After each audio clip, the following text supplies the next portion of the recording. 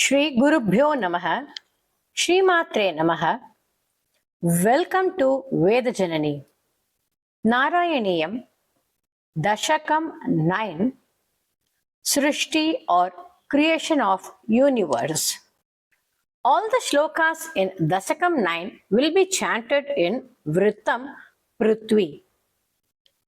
Shloka 1. Krishna, sitting on the full-bloomed lotus, Sthitasya Kamalodbhavas, which emerged from your navel, Tavahinaabhi Pankeruhe, Brahma was wondering about its origin, Kutas Viditam Ambudau Uditam, and was turning his face all around in all direction. Pratidesham Vivrutanana. Thereby, he acquired 4 faces with 8 eyes, like full bloom lotus. Vikasadashta drishtyambujam. Let's chant.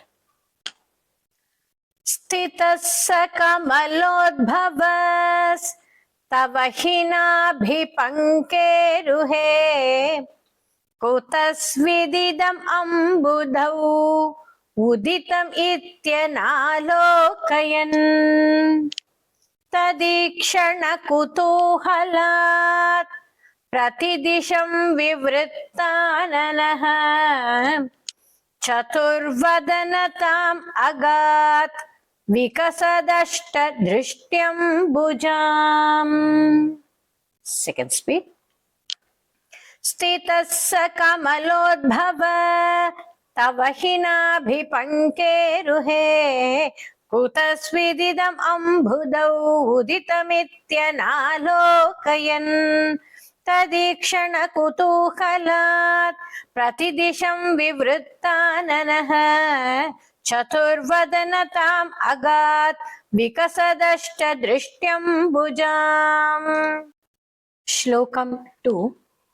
Guruvayurappa, Brahma found himself to be all alone in the huge lotus in the mighty ocean. He saw the stem supporting the lotus, but was unable to see your body, Narayana. Brahma was wandering all alone. Kamalameva tatkevalam, who was helpless, nisahaya hyayam, and thinking about the source of lotus. Idam ambujam samajanidi chintamagaat.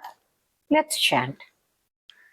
Maharnava vighurnitam kamalameva tatkevalam vilokya tadupashrayam tavatanum tu nalokayan ka esha kamalodare महति निस्सहायो ह्ययम् कुतस्विदितम् अम्बुजम् समजनीति चिन्तामगात्. Second speed. महार्णव विघूर्णितम् कमलमेव तत्केवलम् विलोक्य तदुपाश्रयम् तवतनुं तु नालोकयन् कयेष कमलोदरे महति निस्सहायो ह्ययम् कुतस्विदिदम् अम्बुजम् समजनीति चिन्तामगात्. Shloka 3. Madhava, Brahma definitely was convinced that lotus should have a support and origin. Kimapi karanam sambhave. As he was highly intelligent, he descended through the hollow of the lotus stem, Nala Randradvana, to look for the cause. He was still not able to locate your extremely enchanting form, Tvatiya Atimohanam. Amushya hi saroruha किमपि कारणं सम्भवेत् इति स्म कृतनिश्चयः सकलु नाळरन्ध्राध्वनाम् स्वयोग बल विद्यया समवरूढवान् प्रौढधी त्वदीयम् अतिमोहनम् न तु कळेबरं दृष्टवान्. Second speed. अमुष्य हि सरोरुह किमपि कारणं सम्भवेत् इति स्म कृतनिश्चयः स खलु नाळरन्ध्राध्वना स्वयोगबलविद्यया समवरूढवान् प्रौढधीः त्वदीयम् अतिमोहनम् न तु कळेबरं दृष्टवान्. Shloka 4. Keshava, Brahma went inside all the pores of lotus and searched for the origin. Sakalanalika Vivaramargago. This search, Markayan, went on continuing for 100 years, Prayasya Shatavatsaram, but could not find anything. Kimapi naiva sandrushtavan. Then, giving up the search, he again came to the middle of lotus, sat calmly in a relaxed posture, Shukanishanna ekagradhi samadhi balamadate, with his mind focused only on one point, solely on you, with your grace. Bhavadanugraha eka agrahi. ततः सकलनालिका विवरमार्गगो मार्गयन् प्रयस्य शतवत्सरम् किमपि नैव सन्दृष्टवान् निवृत्य कमलोदरे सुखनिषण्ण एकाग्रधीः समाधिबलमादधे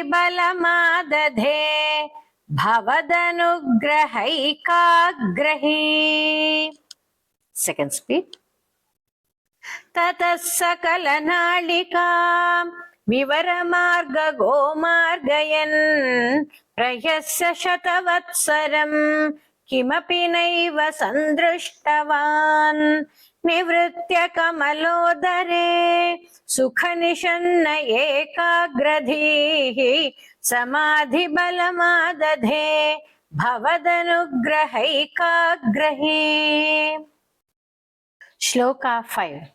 Hey Parandama, after spending 100 divine years, Shatena Parivatsarai, in a state of deep samadhi, Dhrida Samadhi, Brahma was cleansed by pure knowledge, Prabodha Vishadikrita. He was granted a wonderful vision of your beautiful form, Adrishtacharam Adbhutam, which humans cannot see easily, your divine form, Tavahi Rupam, resting majestically on one side on Adisesha the Sarpa, Bhujaga Bhoga Bhaga Ashrayam. Brahma was overjoyed and full of happiness to see your form, Krishna. Shatena Parivatsarair Dridha Samadhi Bandholasat Prabodha Vishadikrita Sakalu Padmini Sambhavaha Adrishtacharam Adbhutam Tava Hirupam Antardrisha Vyachashta Paridushtadhi Bhujaga Bhoga Bhagashrayam. Second speed. Shatena Parivatsarair Dridha Samadhi Bandholasat Prabodha Vishadikrita Sakalu Padmini Sambhavaha Adrishtacharam Adbhutam Tava Hirupam Antardrisha Vyachashta Paritushtadhi Bhujaka Bhoga Bhagashayam. Shloka 6. Mukunda, I worship your divine form with beautiful shining golden crown, with a magnificent, attractive, blue complexion like a kalaya flower, kalaya kushuma prabham, with shining kaustubham jewel, galatalolasat kaustubham, adorning your neck, with shoulder ornaments, bangles, pearl haras, katakahara keyurayum, with studded golden waist chain, manispurita mekhalam, and wearing beautiful yellow silk garment, Suparivita Pitambaram. This form was revealed to Brahma. Kiritamakutolasat Katakahara Keyurakam Keyurayum Manispurita Mekhalam Suparivita Pitambaram Kalaya Kusuma Prabham Dalatalola Satkaustubham Vapustadayi Bhavaye Kamala Janmane Darshitam. Second speed. Kiritamakutolasat Katakahara Keyurayum Manispurita Mekhalam Suparivita Pitambaram Kalaya Kusuma Prabham Galatalolasat Kaustubham Vapustadayi Bhavaye Kamala Janmane Darshitam. Shloka 7. Hey Lakshmipati, all the Vedas are praising your greatness and glory. Shruti Prakara Darshita Prachura Vaibhava. You are remover of our worldly sorrows. Hare, it's my bhagyam. I saw your sacred form. Padamupaishi Dishtya Drusho. Krishna, make me capable and intelligent to create the world. Bhavana nirmitau karmatha. Thus, Brahma praised you, Krishna, and please protect me also. Pahimam. Shruti prakara darshita prachura vaibhava shripate Hare jaya jaya prabho padamupaishi dishtya drusho kurushva dhiyamashu me bhuvana nirmitau karmatham iti druhina varnita swagunabam himapahimam. Second speed. Shruti prakara darshita prachura vaibhava shripate Hare jaya jaya prabho padamupaishi dishtya drisho kurushva dhiyamashu me bhuvana nirmitau karmatham iti druhina varnita swagunabam himapahimam. Shloka 8. Hey Krishna, you blessed Brahma and gave him excellent power of creating the three worlds. And you asked him to continue to observe the austerities and also have deep devotion on you, which is capable of accomplishing everything. In this manner, Krishna, you pleased Brahma to an ecstatic level. Labhasva bhuvanatraye rachana dakshatam akshatam grihanamadanugraham kurutapascha bhuyo vidhe bhavatva kila sadhani Mayi cha bhaktiratyutkatet udirya giramadadha mudita cheta samvedhasam. Second speed. Labhasva bhuvanatraye rachana dakshatam akshatam grihanamadanugraham कुरु तपश्च भूयो विधे भवत्व किल साधनी मयि च भक्तिरत्युत्कटेत् उदीर्य गिरमादधा मुदित चेत संवेधसम्. Shloka 9.